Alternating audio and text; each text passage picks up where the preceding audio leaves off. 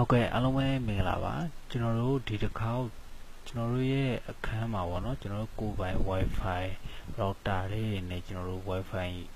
ယူလာစဉ်ကြီးပေးသုံးပြီးတော့ကျွန်တော်တို့ရဲ့တငယ်ချင်းတွေညီကိုမောင်နှမတွေကို Wi-Fi ပြန်ခွဲပေးတာပေါ့နော်အဲ့လိုပြန်ခွဲပေးတဲ့အခါကျရင်ကျွန်တော်တို့ရဲ့ Wi-Fi password ကိုကျွန်တော်တို့တလားကိုတခါချိန်တာတော့ကိုပြောင်းရှင်တဲ့ကပြောင်းလာတော့ကို password ကိုသူများသိသွားတဲ့အခါကျတော့ကိုကမကြိုက်လို့ကိုပြောင်းလာတော့ခါကျအဲ့ဒါတော့ဘယ်လိုပြောင်းလဲဆိုတာကိုကျွန်တော်ပြောင်းပြမယ်เนาะကျွန်တော်ပြောင်းတဲ့လိုက်ပြီးတော့ logic ပန်းအားလုံးပဲအဆင်ပြေမယ်လို့မျှော်လင့်ပါတယ်အဲဒါဆိုကျွန်တော်ပထမဦးဆုံးကျွန်တော်တို့ရဲ့ Wi-Fi ရှိတဲ့နေရာကိုလာပါကျွန်တော်အဲ့ဒီပုံမှာ click နှိပ်လိုက်ပါ click နှိပ်ပြီးရင်ဒီမှာကျွန်တော် Wi-Fi ပေါ့နော်ကိုညီညီပေါ့နော်အဲပြီးကျွန်တော်တို့ဒီကောင်ကို double click နှိပ်လိုက်ပါ double click နှိပ်တဲ့အခါကျရင်သူကဒီနေရာကိုရောက်လာခဲ့မယ်เนาะကျွန်တော်တို့ဒီ Wi-Fi password ချိန်ဖို့ဆိုရင်ကျွန်တော်ဘာကိုတိဖို့လိုလဲဆိုတော့ကျွန်တော်တို့ရဲ့ Wi-Fi ရဲ့ number ကိုပေါ့နော်ကျွန်တော်တိဖို့လိုရတယ်အဲ့ဒါကျွန်တော်တို့ဒီ chain adapter string ဆိုတော့ကျွန်တော်လာလိုက်ပါလာပြီးတော့ကျွန်တော်တို့ဒီမှာတော့ပေါ့ကျွန်တော်တို့ wireless ပေါ့နော် Wi-Fi လွှင့်ပြီးတော့ပြန်သုံးတဲ့အတွက် wireless လို့ပေါ့နော်တချို့ကြောက်လဲကျိုးနဲ့သုံးလဲဆိုဒီလိုမျိုးဥမာ cable နဲ့ပေါ့နော်သူကျိုးနဲ့ဝင်တဲ့ပုံစံပေါ့နော်ကျွန်တော် Wi-Fi နဲ့သုံးတဲ့အတွက် wireless ပုံစံပေါ်တယ်ကျွန်တော် double click နှိပ်ပါ double click နှိပ်ပြီးကျွန်တော်ဒီထည့်ဆိုတဲ့နေရာကိုလာပါဒီထည့်ဆိုတဲ့နေရာကိုလာပြီးကျွန်တော်ဒီနေရာမှာတခြားကြည့်ပေးပါ IPv4 default gateway ဆိုတာလေအဒီကောင်ဒီနံပါတ်လေးပေါ့နော် 192.168.1.1 ပေါ့နော်အဲ့ဒီကောင်လေးကိုကျွန်တော်တို့ Google ကနေပြီးတော့ internet ကနေပြီးတော့သုံးဝင်ရမယ်နော်အဲ့ဒီနံပါတ်လေးကိုတစ်ချက်ကျွန်တော်တို့မှတ်ထားမယ်နော်ကျွန်တော်တို့ Wi-Fi password ပြောင်းမယ်ဆိုရင်ဒီကောင်လိုပါတယ်လိုတဲ့အတွက်ကျွန်တော်ပထမဦးဆုံးကျွန်တော်တို့ internet ကိုဝင်လိုက်ပေါ့နော်ဟုတ်ပြီကျွန်တော်တို့ internet ဝင်ပြီးတဲ့အခါကျရင်ဒီ192.168.1.1 ကိုကျွန်တော်ဒီအပေါ်က link ချတဲ့နေရာမှာကျွန်တော်တို့ရေးထည့်လိုက်မယ်နော်192အဲဒီမှာ 168.1.1 ပေါ့နော်ကျွန်တော်ဒီနံပါတ်လေးကိုကျွန်တော်တို့ရေးထည့်ထားကြရင်သူကဒီလိုမျိုးပေါ်လာလိမ့်မယ်ခင်ဗျဒီလိုမျိုးပေါ်ကျွန်တော် set ရဲ့အမျိုးအစားပေါ့နော် hardware အမျိုးအစားပေါ့နော်အဲ့ပြီးကျွန်တော် account မှာကတော့ကျွန်တော်တို့ရဲ့ဒီကောင်တွေမှာဒီတစ်တာတယ်ပေါ့နော်ဒီ internet ဆွဲတဲ့ဘောက်တွေမှာသူကတခါလဲဘယ်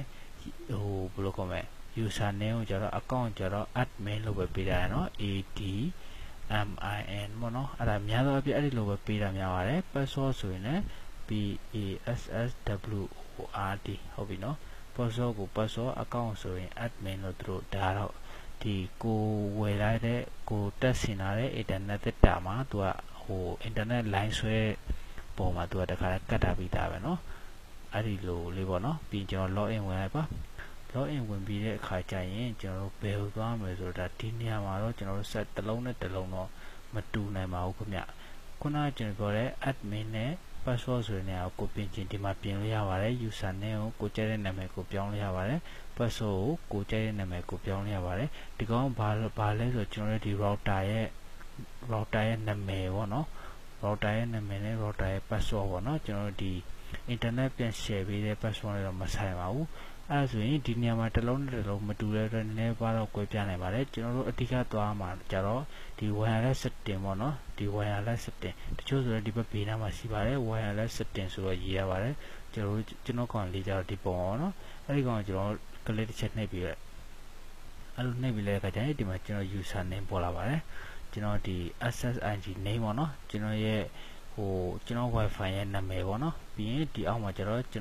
ည့်ထားတဲ့ password ပေါ့နော်အဲ့ဒီလိုပါပဲတကယ်ချင်းတို့ကိုယ်ပိုင်အခန်းမှာ internet တက်တာတယ် Wi-Fi password change နေဆိုရင်ကျွန်တော်ခုပြတဲ့နေရာလိုမျိုး wireless setting ကိုလာပါတချို့ကျတော့လည်းဒီဘေဘက်အချမ်းလေးမှာ wireless setting ဆိုတော့ဒီလိုနေရာလေးတွေမှာအစားထိုးပြီးတော့စာတန်းလေးတွေရှိတတ်ပါတယ်အဲ့ဒါလေးကိုရှာပြီးဝင်လို့ရပါတယ်အဓိကတော့ကျွန်တော်တို့ခုနကတော့ကျွန်တော်ပြောသလိုမျိုးသူ့ number ကိုပဲဒီနံပါတ်ကိုပဲအဓိကမှတ်အောင်မှတ်ရမှာပါဒီထဲဝင်ပြီးတော့ဒီနံပါတ်အတိုင်းကိုကျွန်တော်တို့ဒီမှာရှာတဲ့ link ရှာတဲ့နေရာလေးမှာကျွန်တော်တို့ရိုက်ထည့်ပြီးတော့တွားလိုက်တဲ့အခါကျရင်ခုနလို admin နဲ့ password နဲ့သူထည့်ခိုင်းတယ်ပေါ့နော်အဲ login name နဲ့ password နဲ့သူထည့်ခိုင်းတယ်အဲ့ဒါထည့်ပြီးတဲ့အခါကျရင်ကျွန်တော်ဒီ wireless ဆိုတဲ့နေရာကိုလာရင်သူကဒီမှာပေါ်လာလိမ့်မယ်နော်ပြီးတော့ဒီနေရာမှာကျွန်တော်တစ်ချက်သတိထားမှာကျတော့ဒီဘယ်လိုခေါ်မလဲ ဒီနေရာလေးမှာပေါ့နော်ကျွန်တော်တို့ဒီကောင်မှာ open လို့ကျွန်တော်တို့ထားမယ်ဆိုရင်ဒါကို Wi-Fi က free လူတိုင်းသုံးလို့ရပါတယ်နော်ပြီးတော့ကျွန်တော်ဒီမှာ WPA WPA2 ပေါ့နော်သူကအမျိုးမျိုးရှိပါတယ်ဒီကောင်တွေကိုထားမယ်ဆိုရင်ကျွန်တော်တို့ Wi-Fi hack တဲ့တချို့တွေ hack တက်တဲ့လူတွေဆိုရင်သူတို့ hack ရင်ပါသွားနိုင်ပါတယ်ကျွန်တော်တို့သူတို့ hack တယ်မပါနိုင်အောင်ကျွန်တော်တို့ဘယ်နေရာမျိုးမှာထားမှာလဲကျွန်တော်တို့ WPA မြင်းဆောင် WPA2 ဆိုတဲ့ဟာလိုမျိုးပေါ့နော်အဲ့ဒီနေရာဖြစ်ဖြစ်ဒီအောက်နေရာဖြစ်ဖြစ်အဲ့လိုနေရာမျိုးကျွန်တော်တစ်ချက်လောက်ရွေးပေးလိုက်နော်အဲ့ဒါဆိုတပြားကိုအကောင့်လောက်ဝင်ပြီးတော့ hack တဲ့ခါလဲ hack လို့မလွယ်ဘူးနော်ဒါတော့ကျွန်တော်တို့ password ကျွန်တော် Wi-Fi password ပေါ့နော်အနည်းဆုံး8လုံးကနေပြီးတော့အများဆုံး63လုံးထိထားလိုက်ရပါတယ်ကိန်းကဏ္ဍတွေရဲ့နာမည်တွေရဲ့ပေါ့နော်အဲ့လိုကိန်းကဏ္ဍတွေရဲ့1 2 3လေးတွေရဲ့ ABCD တွေရောပြီးတော့ကျွန်တော်ထားလိုက်ရပါပေါ့နော်ဒါတော့အခုကျွန်တော်ထားလိုက်ပြီးဆိုကျွန်တော်မပြင်တော့ပါဘူးအခုကျွန်တော်တို့ဒီလိုသူများတွေကိုလစဉ်ကြီးပေးပြီးတော့လစဉ်တစ်လတော့တစ်ခါပတ်စံပေးပြီးတော့ပေးသုံးတဲ့လူတွေအတွက်တစ်လပြည့်တဲ့အခါကျရင်သူများပတ်စံမပေးမှစိုးတာပဲဖြစ်ကိုပတ်စော့ချင်းချင်တာဖြစ်ကျွန်တော်ပတ်စော့ကိုဒီကနေပြီးတော့လောက်ဝင်ချင်းလေးရပါတယ်အဲ့ဆိုရင်ကျွန်တော်လုပ်တဲ့ direct လုပ်ကြည့်နော်အားလုံးပဲအဆင်ပြေမယ်လို့မျှော်လင့်ပါတယ်ဒါတွေအကုန်လုံးကိုစိတ်ကြိုက်ပြောင်းပြီးတော့ကျွန်တော်ဒီ apply နှိပ်လိုက်တာနဲ့သူက log in ပြန်ဝင်ခိုင်းပါလိမ့်မယ်ကျွန်တော်တို့ internet မှာကျွန်တော်တို့အခုမလုပ်တော့ဘူးနော်ဒါဘယ်လိုလုပ်ရလဲဆိုတဲ့ပုံစံလေးကိုကျွန်တော်ပြပြတာပါအမှားများပိုင်တယ်တီးခံပြီးတော့ကြည့်ပေးကြပါဆရာတွေကတော့ကြော်သွားပြီပေါ့နော်နောက်မသိတာရှင်းလဲကျွန်တော် chat box မှာမေးနိုင်ပါတယ်ကျွန်တော်သိတဲ့တော့လေကျွန်တော်ပြန်ဖြေရှင်းပေးပါမယ်အားလုံးကျေးဇူးများတင်ပါတယ်